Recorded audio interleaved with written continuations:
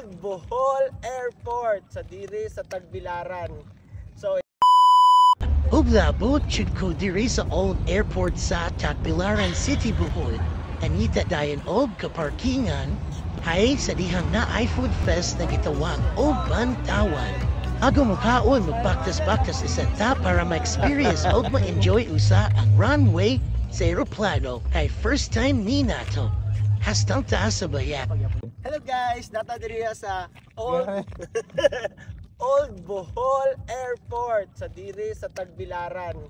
So experience nato ang ilahang old nga runway sa airplane. Daw panuhay. Ano kaya ko dira? Tara! Kapag nag-jogging. Dagan po sir! Dagan po! Sakto ra yun nga naka sapatos to.